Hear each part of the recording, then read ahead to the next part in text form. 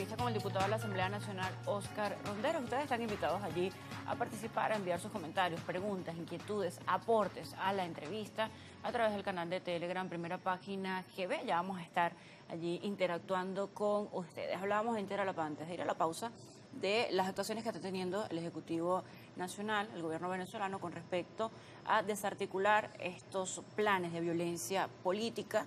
Habían habido señalamientos de que, factores de oposición han tenido responsabilidad dentro de estos hechos. ¿Cómo queda dibujado el panorama político con respecto a la actuación de una oposición que participa, una oposición que no participa, también el partido de gobierno? Vamos más a lo cotidiano, a la práctica. ¿Cómo quedaría luego de estas detenciones, de estas coyunturas, de estos puntos de señalamientos, el mapa en Venezuela? Pareciera que la opción violenta de la oposición cada vez es menor. Pareciera que cuando la opción violenta se activa, la opción democrática y de participación dentro de los espacios del poder público disminuye. Y fíjate que, por ejemplo, el último resultado electoral de las alcaldías y gobernaciones no fue mejor porque un sector de la oposición, ese sector de la oposición violenta, convocó a no participar y a abstenerse. Y absteniéndose no se logran alcaldes, no se logran gobernadores, no se logran diputados. En consecuencia, lo que lograron fue la disminución de la representación opositora en alcaldías, gobernaciones y Asamblea Nacional. Por ejemplo, antes teníamos 123 alcaldes, hoy tenemos apenas 50. Antes teníamos 4 gobernadores, hoy apenas tenemos 1 de oposición, en virtud de lo cual esa opción opositora lo que ha venido es fortaleciendo al gobierno, que en el escenario de la no participación de un sector de oposición se convierte en mayoría siendo minoría, en virtud de lo cual ese es el resultado que esa oposición, porque están apostando a una solución distinta, a una solución violenta. Ya hoy no dicen, ya hoy ni siquiera la enmascaran, ya hoy es una amenaza expresa, diciendo que van a la clandestinidad, que van a tumbar el gobierno y que están intentando buscar aliados internacionales para esa causa. Quizás en la contraparte de los señalamientos hacia esta oposición que pudiera ser vista como violenta o descrita como violenta, quizás ellos en respuesta, en contraparte, señalan que la oposición que participa es complaciente con respecto a hacer el juego al gobierno, que es la expresión más común utilizada en este panorama. ¿Qué responde desde Acción Democrática con respecto complacer a es estos competir contra el gobierno para quitarle los espacios en la Asamblea Nacional, en las gobernaciones y en las alcaldías?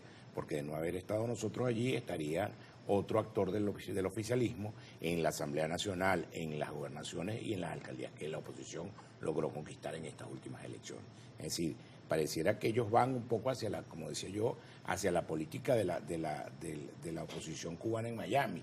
Pareciera que estuvieran haciendo política desde fuera de Venezuela y si seguimos en esa política, cometiendo esos errores, vamos a terminar como Cuba, 60 años del gobierno del castrismo en Cuba, y allí están todavía sostenidos por una oposición incapaz desde Miami de asumir el poder, ni a través de mecanismos de negociación, ni a través de mecanismos de fuerza. Complementábamos fuera de cámara acerca de los intereses que pudiera tener el gobierno de los Estados Unidos en Venezuela, la salida de estos ciudadanos americanos. Yo decía que no es necesaria una intervención militar, porque el gobierno de los Estados Unidos ha obtenido todo lo que ha querido a través del diálogo y la negociación con el gobierno del presidente Maduro, hasta el punto que hoy no hay un nacional americano detenido en territorio venezolano producto de que fueron producto de varios canjes, no uno, varios.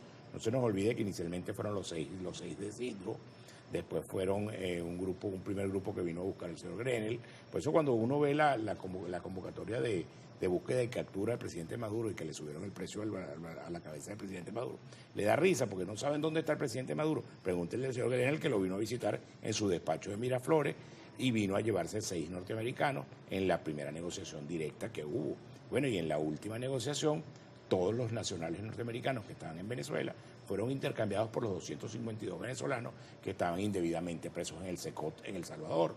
Entonces, pareciera que la negociación ha funcionado, que el tema de la negociación la política ha venido funcionando entre ambos factores. Pareciera que en virtud de lo cual no es necesaria una intervención militar. Y pareciera que tampoco la intención del gobierno de los Estados Unidos, creo que lo dijo el señor Landau el otro día, de alguna manera indirecta, diciendo que la solución era un problema de los venezolanos y que ellos no iban a intervenir directamente.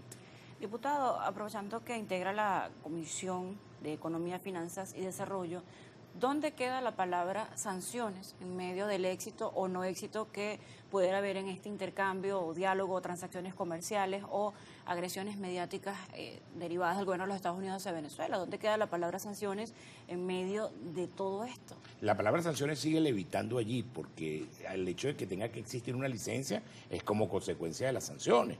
El hecho de que tenga que autorizarse a una empresa en particular, como el caso de Chevron, que cada empresa que vaya a hacer negocios petroleros en Venezuela tenga que solicitarle una licencia a la oficina del Tesoro norteamericano para poder hacer negocios de petróleo en Venezuela, implica que hay una sanción contra Venezuela y contra la comercialización de nuestro petróleo. Entonces, eso es un escenario absolutamente hostil para Venezuela e indebido. Venezuela debería poder comercializar su petróleo en condiciones normales sin tenerle que pedir permiso a la OFAC ni a ningún organismo internacional. Bien, vamos con la interacción del público a través del canal de Telegram, primera página que ve. El usuario Dr. Luis Loyo dice: saludos, pregúntale a su invitado por qué los ingresos petroleros no se reflejan en sueldos, salarios y por el contrario, el dólar hoy amanece a 138, sigue imparable. También pregunta por el número de votos que obtuvo Acción Democrática en las pasadas elecciones, pero pregunta básicamente por el reflejo de los ingresos petroleros. Bueno, los ingresos petroleros no son inmediatos. Acuérdate que la factura petrolera ingresa con posterioridad al momento en que es despachada, pero tiene más o menos un delay de como de un mes.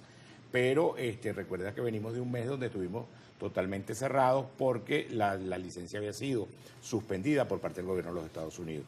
Y el propio gobierno de los Estados Unidos se da cuenta que está actuando contra sus propios intereses y corrige y de inmediato emite la licencia de Chevron, permitiéndole operar de manera natural. Había algunos que estaban haciendo fiesta porque la licencia de Chevron no se iba a prorrogar en Venezuela.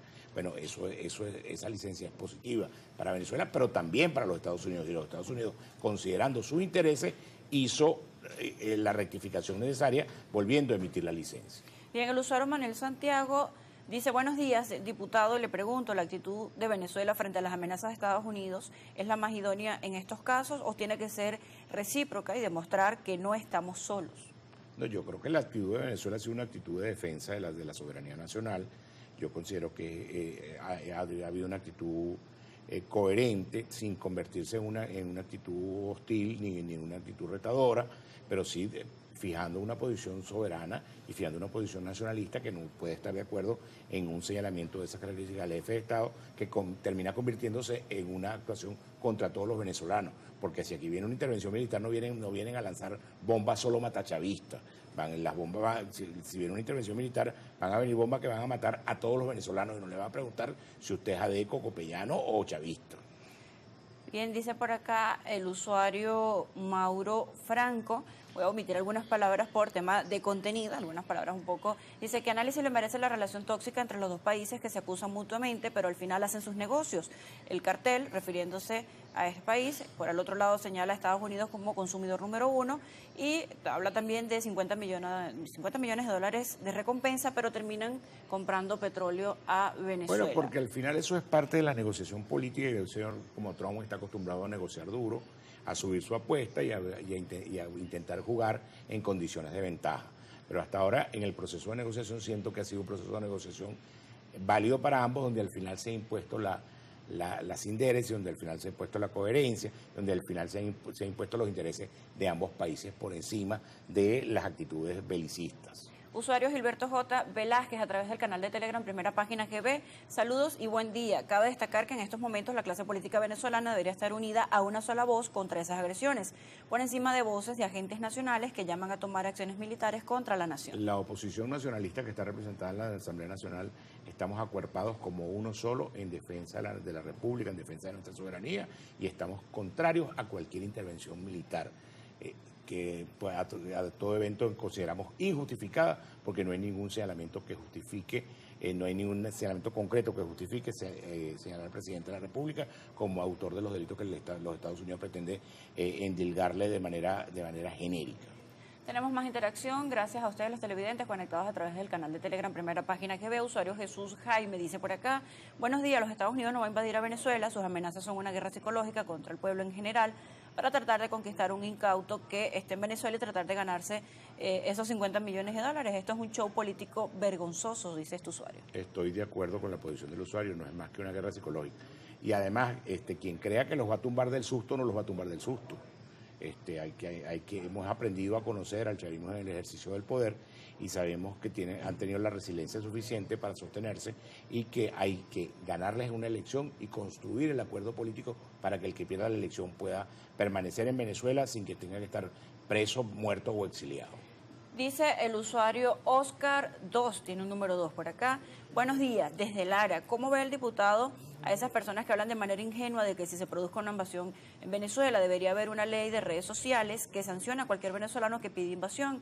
Lo digo porque en redes sociales se ven muchas personas que hablan de eso y no es un juego. No existe la ley precisamente Simón Bolívar en respuesta a toda una serie de ataques y todo lo que tiene que ver también con el tema de las sanciones, pero esta persona habla de las redes sociales. Que es importante ser muy cauto con el tema del manejo de las redes sociales.